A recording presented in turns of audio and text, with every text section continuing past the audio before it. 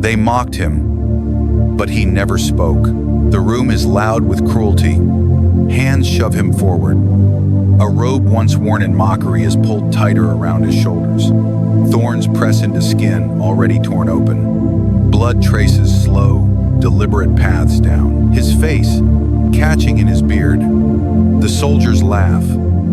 Their voices bounce off stone walls that have heard screams before. Someone strikes him again. Still, he does not speak. This is the moment Scripture records with unsettling restraint. He was oppressed and afflicted, yet he did not open his mouth. No protest, no defense, no explanation, only silence. The governor sits above him, waiting. Pilate has asked questions, reasonable questions.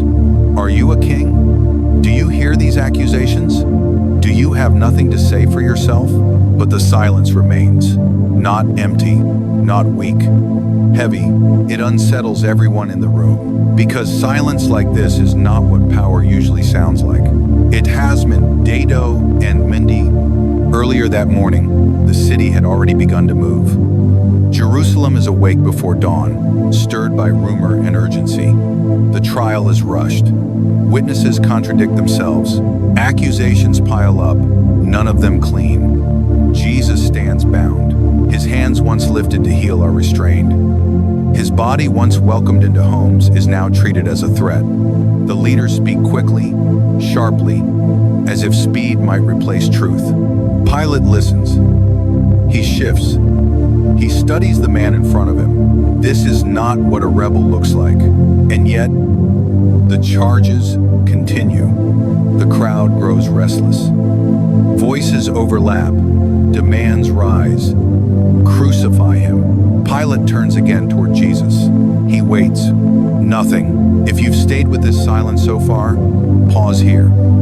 Like the video, share it with someone who needs this story today, and subscribe to Bible Story Vault for more cinematic journeys through Scripture.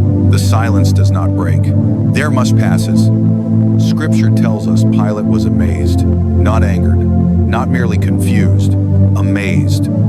Because most men accused like this beg. They bargain. They explain. They grasp for air and words, desperate to preserve themselves. Jesus does none of that.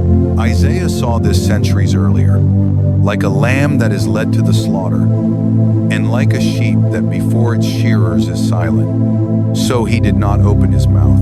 This is not the silence of defeat. It is the silence of resolve, and that is the mystery this moment raises. Why would the one who calmed storms not calm this room? Why would the one who spoke worlds into being choose not to speak now? The answer does not arrive quickly. Scripture does not rush it. Instead, it leads us deeper into the weight of this silence. Their mob of jesters, the soldiers take him away. They blindfold him. They strike him. They mock him, asking him to prophesy who hit you. The irony hangs thick in the air. They are testing the one who knows them fully. Still no response. No curse. No warning. No appeal to heaven. The silence stretches. And in that silence, something shifts. Because every blow he absorbs is not just physical. It carries accusation, rejection, misunderstanding. He is not only being punished, he is being misread, and he allows it. This is where the story becomes uncomfortable. We are used to heroes who speak at the last moment, who turn the tide with words, who expose injustice through powerful speeches. But this story refuses that shape. Instead, it asks us to sit with a man who is innocent and silent. Mock at Hiermus. The crowd gathers again. Pilate offers a choice. A criminal, a murderer, or Jesus. The answer comes back quickly. Barabbas. The crowd chooses violence over silence. Pilate washes his hands, a symbolic gesture that cannot clean what is about to happen. Jesus is handed over to be crucified, and still he does not speak. The crossbeam is placed on his shoulders. He stumbles beneath its weight. A bystander is pulled from the crowd to carry it for him. Along the road, women weep. At last, he speaks, but not in defense. Daughters of Jerusalem, do not weep for me. Weep for yourselves and for your children. even here. His words are not self-protective. They are outward, prophetic, measured, then again silence. Mock at Hiermus. At Golgotha, the air is sharp with iron and dust. They strip him. They nail him. They lift him. They lift him. The crowd watches. Some mock, some stare, some turn away. Above his head, the charge is written. King of the Jews. The soldiers gamble for his clothes. The leaders scoff. He saved others. He cannot save himself. Even those crucified beside him join in. Still, the silence holds. Until it doesn't. From the cross, his voice returns not to argue, but to forgive. Father, forgive them, for they do not know what they are doing. This is not a defense. It is a revelation. The silence was never indifference. It was restraint. Every word he withheld made room for mercy. Mock at Hiermus. As the hours pass, darkness creeps across the land. From noon until mid-afternoon, the sky itself seems to mourn. Then he speaks again. My God, why have you forsaken me? This is not a break in faith. It is scripture spoken aloud. Psalm 22, a cry that holds both anguish and trust. And then, finally, it is finished. The silence ends not with surrender, but completion. He breathes his last. The earth responds. The curtain in the temple tears from top to bottom. Graves break open. A centurion hardened by executions looks up and says, "Surely this man was the Son of God." The silence has spoken. Its wraps. Here is what Scripture invites us to understand, not as an answer neatly tied, but as an insight quietly revealed. Jesus did not remain silent because words would have failed him. He remained silent because words would have saved him. And that was never the goal. Every accusation he did not refute.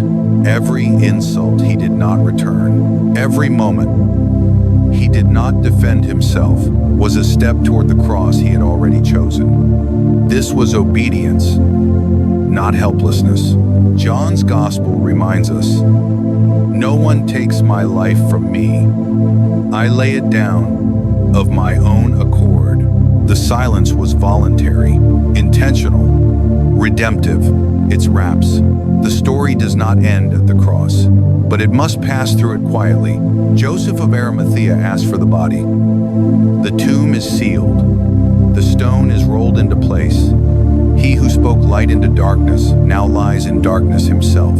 And Scripture says little about those hours. No visions, no recorded words, just waiting, silence again, until the morning it breaks. Its wraps. But that is another story. This one lingers here at the place where mockery met mercy, where silence outweighed speech, because there are moments in life where silence is not absence. It is trust. Jesus' silence does not tell us to endure injustice without hope. It shows us that God's purposes are not always loud when they are most powerful.